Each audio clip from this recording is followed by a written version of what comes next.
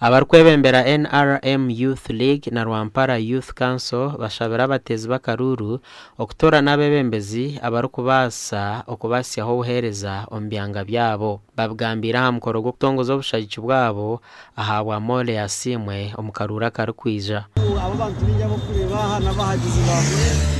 abagize rengagarike aho kugira ngo urubwiti no kubabo kwasiremo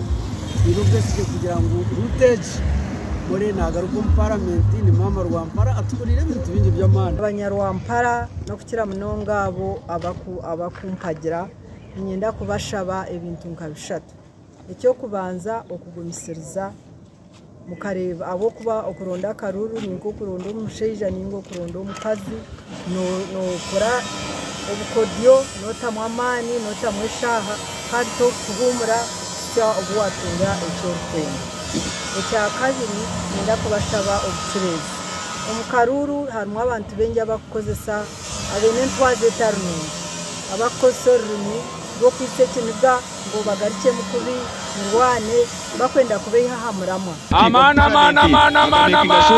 Morasimwe ayesimbira tine kibina cyo butegeki bwayima yo kunagisibwe bendera ankansime omukarura kahwire kanaraganso kugumiza mu ebiyatandikire nabeshengereza mureke omurundo ogu tware okurunda karuru ngo katera nk'ikintu kikuru munonga ahabwa entunguka ya Rwampara kandi mutejwanzya omumico yo kurwana no kusheshashagama no kwakire enguzi no kuzihereza mureke tukore obururu obuyonjo kandi okubasa kutisya businguzi ubushikire kandi ukatereza umugisha Rwampara kutunga bebembezi abatushemera Umugandi kananura damazo kurga kasharmbara ayihandikise kuritana na semujinganda ahantebe y'obunyishengero bwakira municipality omurwa Kiso nasako kigambo nyukira kirempya nga slogan ya cyari cyarusagirino kira yetago omuntu alinga kananura ali mu kibine cyeni ali mu kusobera okuzibikira ebituli ebiri mu kira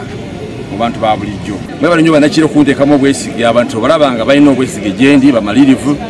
balina vibe bali willing okunsindika kubera mwe mamu koza analysis kusinzira nga ngoze mutambula mu kiyamulanga kono it's quite different ogunwaine bendera ya NRM ahabwakira municipality abantu 81 behandikise kwesimba hantebezo bwa MPs tari zimwe na zimwe district ya Wakiso yona